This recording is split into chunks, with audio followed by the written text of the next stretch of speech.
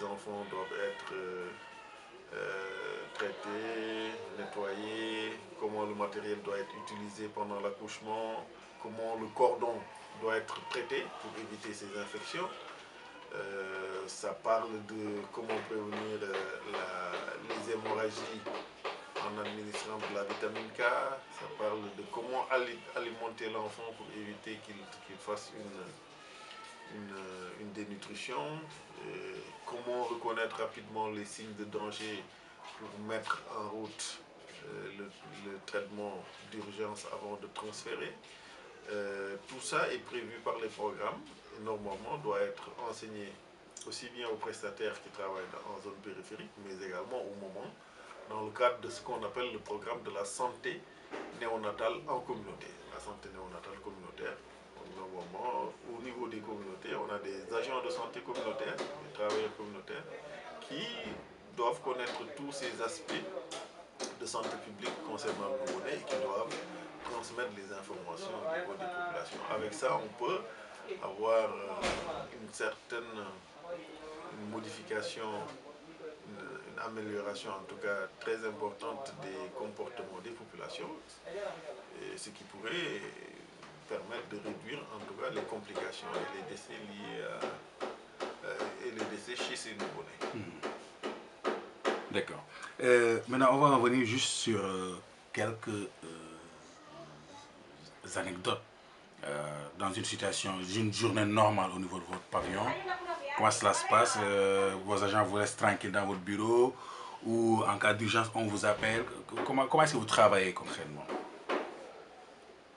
Bon, après chaque service a son organisation. On fait en fonction des agendas. Moi personnellement, je fais 1 à 2 visites hebdomadaires, mais où je vois tous les malades. En général, j'essaie de connaître tous les enfants, enfin, toutes les pathologies que présentent les enfants. C'est pas très compliqué hein, avec l'expérience. En faisant une visite hebdomadaire où on voit tous les enfants chaque matin pendant la visite, ou 1 ou 2 visites. Toujours est-il que chaque matin, je passe dans le service. Après notre staff commun, avec les autres spécialistes, les autres spécialités, chaque matin, je passe pour voir s'il y a des problèmes. Si je suis là, bien entendu, pour voir s'il y a des problèmes et proposer des solutions. Bon, après, je ne vais pas faire le travail des internes ou des assistants parce qu'il faut qu'ils te fassent la main aussi. Mais je reste disponible, soit ici, dans mon bureau, ou même si je suis sorti, je suis joignable et je peux revenir à n'importe quel moment, que ce soit à 2 h du matin ou le dimanche. On l'a souvent fait ici, hein, je ne suis pas le seul à le faire. Quand les gens ont besoin de nous, parce qu'il y a une situation critique, on revient. Alors en général, comme maintenant les équipes sont très très entraînées, bon, ils ne font pas appel systématiquement à moi ou en tout cas de façon obligatoire, mais de temps en temps ils m'appellent soit pour un avis, soit pour venir voir un enfant. Et c'est comme ça que ça marche, hein. Il faut que les plus jeunes également aient l'occasion de se faire leur expérience, toujours sous l'encadrement des plus anciens. Donc c'est comme ça que ça fonctionne. En tout cas, s'il y a un malade grave, on est présent. Et puis on est présent également pour la formation, parce que de temps en temps, c'est pas que pour faire les soins, mais autour des patients que nous avons, nous faisons de l'enseignement au lit du malade. Et ça également, on le fait régulièrement. Ok. Pour finir, l'avant-dernière question, les cas graves, c'est quoi? Vous avez perdu des patients, ça vous a peut-être ça vous a touché, vous en avez sauvé, ça vous a également touché. Est-ce que vous pouvez nous raconter quelques anecdotes? Des anecdotes? Oui. Bon, des anecdotes précises. Bon, peut-être que je vais laisser ça aux autres de le faire, mais il y a beaucoup d'anecdotes. Hein. C'est-à-dire qu'il y a beaucoup d'enfants qui arrivent déjà en arrêt cardiaque. C'est très très courant.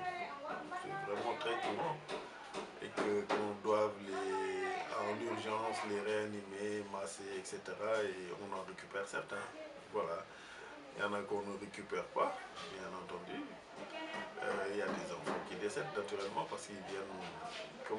Alors, la particularité et la difficulté, c'est que on est dans un service de néonatologie où il n'y a pas de maternité. Donc tous les enfants qui sont là nous viennent de l'extérieur. Ils sont très fragiles, les nouveau-nés. Hein. Ils sont très très fragiles. Un prématuré qui est transporté dans de mauvaises conditions arrive ici très très très mal en point. Parfois même en arrêt cardiaque. On essaie de les récupérer. On essaie de les récupérer. Mais le fait que ce soit ce qu'on appelle des outborn, qui sont nés dehors, outborn, ce n'est pas des inborn. Inborn, ce seraient des enfants qui seraient nés dans une maternité à côté. Et c'est pour ça que d'ailleurs qu'on a prévu ça dans le nouveau service et qu'on récupérait juste un couloir à traverser, qu'on les récupère en néonat. Donc on a une mortalité, mais c'est une mortalité qui est presque incompressible parce que soit c'est des enfants qui sont extrêmement graves, ou bien alors c'est des enfants qui ont des malformations cardiaques ou autres inopérables, ou bien des anomalies génétiques que nous-mêmes nous décidons de ne pas trop réanimer parce que le pronostic est assez péjoratif. Donc voilà, il y a beaucoup de situations, de drames familiaux, des enfants abandonnés qui sont de grands prématurés et des situations extrêmement désespérées mais qui sont sauvées et des enfants qui deviennent grands, qui reviennent nous voir. Voilà. Mais ce que je voudrais dire, c'est qu'en termes de soins, tout se fait. C'est-à-dire qu'on peut tout faire ici. On fait de la ventilation artificielle, c'est-à-dire que ce que nous l'on fait de façon courante actuellement, peut-être ceux qui viennent d'arriver, ça ne va pas les impressionner, mais il y a 5 ou 7 ans, ça n'existait pas au Sénégal.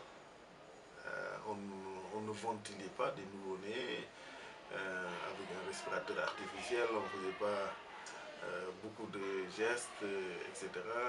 Mais maintenant, vraiment avec la jeune génération, les gens sont en train de faire du bon travail, à mon avis. Et vraiment, pour qu'il y ait un enfant qui vienne et qu'on n'arrive pas à le sauver, soit c'est parce que c'est une pathologie vraiment, ou bien c'est un très très grand prématuré, 600 grammes, etc. C'est compliqué, 700 grammes. Ou bien c'est une pathologie presque où il y a une malformation qu'on ne peut pas en prendre en charge. Mais si c'est quelque chose de classique qui s'est détérioré, en général, on arrive quand même à avoir de bons résultats, même sur des pathologies extrêmement graves. D'accord. Maintenant, je vais juste finir avec